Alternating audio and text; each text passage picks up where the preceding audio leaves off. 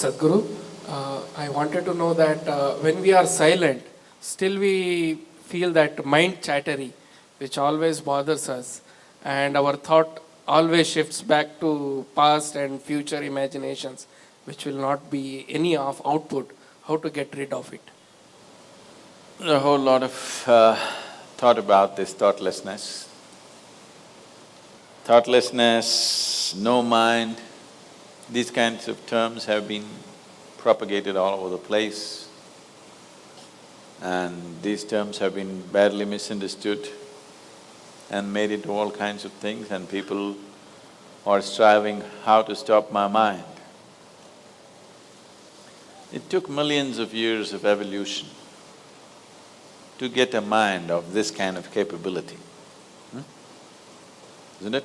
Millions of years of tremendous amount of nature's work that today you have a mind of this kind of scope. And now you want to stop it. Why is it that you want to stop it?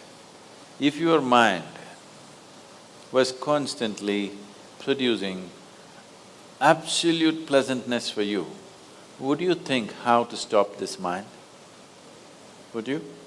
No. It's producing a lot of unpleasantness. That's why you're thinking of how to stop the mind. This is the first thing, wherever you go in the world, this has gone so much into people's mind.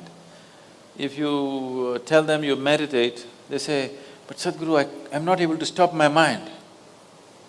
I said that will happen only after you stop your kidneys, liver, heart. You stop all these things, then the mind will also stop.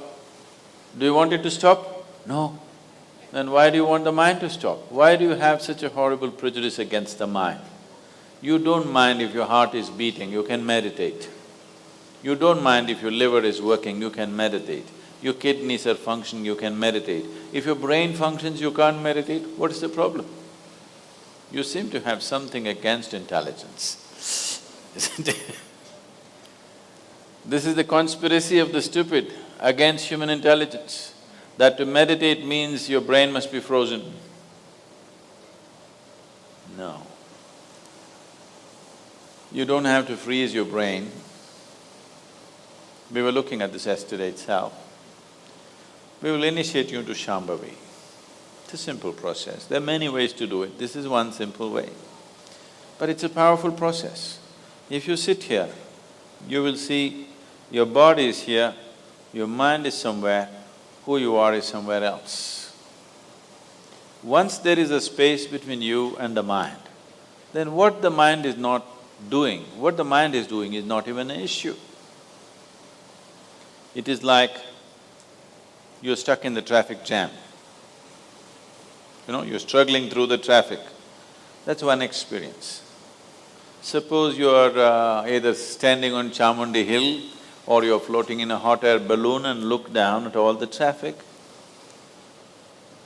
Very peacefully, traffic. Why? There's a distance, isn't it?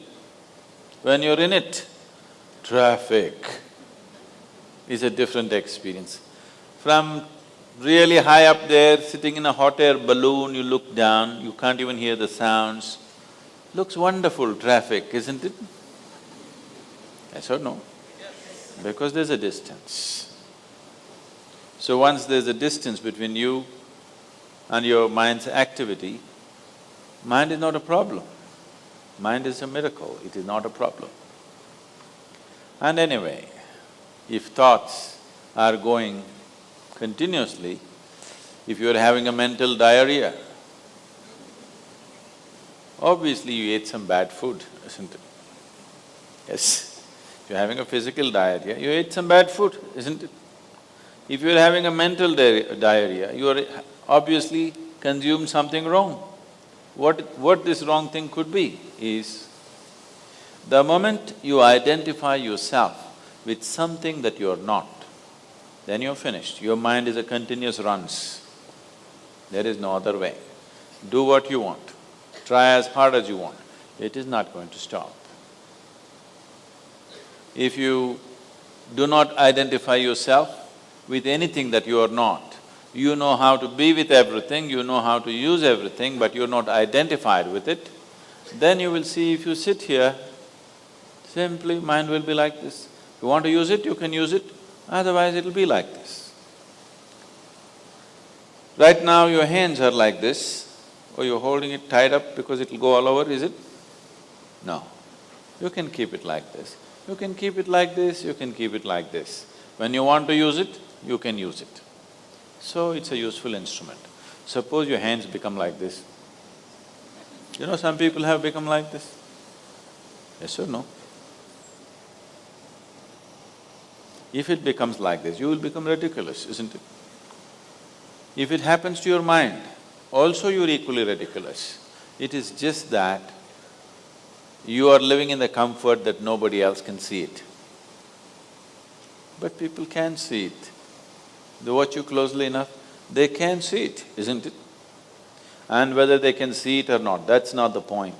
The point is, the most important faculty of your life is out of control. Doesn't matter whether they can see it or not, that's not the issue. The issue is, the most important faculty in your life is out of control, doing its own rubbish all the time, not doing what you want it to do.